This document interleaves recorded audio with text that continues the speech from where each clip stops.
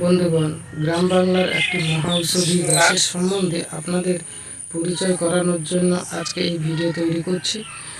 এইটিকে অনেকে জাপানি গাছ বলে, আবার গ্রাম বাংলাকে রাবণ গাছ বলে, অনেক কিছু। এর গুণাগুণ প্রচুর পরিমাণে রয়েছে। আপনারা এই গাছটি এমনি হয়ে থাকে। এই গাছটির এত পরিমাণ ব্যবহার রয়েছে, এত পরিমাণ ঔষধি গুণাগুণ রয়েছে, যা জানলে আপনি অবাক হয়ে যাবেন। এই গাছে প্রচুর পরিমাণ অ্যান্টিঅক্সিডেন্ট এবং তার সঙ্গে সঙ্গে অ্যান্টি হেলমিনথিক অর্থাৎ কৃমিনাশক গুণাগুণও। শরীরে কোনো জায়গায় যদি কেটে যায়, তাহলে এই গাছের পাতা, কয়েকটি পাতা ভালো করে ধুয়ে নিয়ে পাতাটি ভালো করে বেটে সেই বাটা অংশটি সেই ক্ষতস্থানে যদি লাগানো হয়, তাহলে খুব তাড়াতাড়ি রক্ত বন্ধ হয়ে যায় এবং সেই ক্ষতস্থানও ধীরে ধীরে ঠিক হতে শুরু করে এবং কয়েকদিনের মধ্যেই সেই ঘাটি শুকিয়ে। শীতকালে অনেকেরই হাতের তালু এবং পায়ের তালুতে চামড়া ওঠে এবং হাতের তালু বা পায়ের তালু খসখসে হয়ে যায়।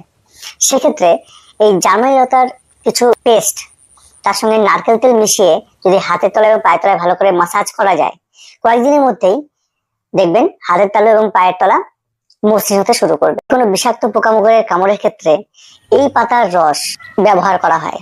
এতে খুব তাড়াতাড়ি ব্যথার উপশম হয় এবং জ্বালা যন্ত্রণা দূর। এই গাছের পাতার রস গ্যাস্ট্রিক আলসারের ক্ষেত্রেও ব্যবহার করা হয় এবং তার সাথে সাথে লোকাল অ্যান্টিসেপটিক হিসাবে ব্যবহার হয়। তো গ্যাস্ট্রিক আলসারের ক্ষেত্রে কিভাবে ব্যবহার হয়, সেটার পরিমাণটা হচ্ছে 15 থেকে 20 ml এই পাতার রস সামান্য মধু মিশিয়ে সকালে খালি পেটে খেতে হবে। সেই গ্যাস্ট্রিক আলসারের যে ব্যথা বা জ্বালা হয় পেটে, সেই জিনিসটা খুব তাড়াতাড়ি ঠিক হয়ে যায়। এই গাছের পাতার রসে প্রচুর অ্যান্টিঅক্সিডেন্ট থাকে।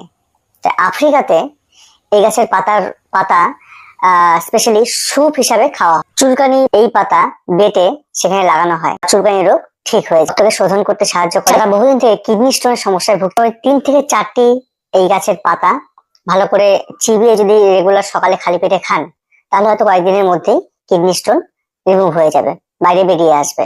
আর একটা কথা বলে রাখি, এই গাছ বা এই গাছের পাতার রস কখনোই 15 থেকে 20 দিন এর বেশি একটানা কখনোই খাবেন না।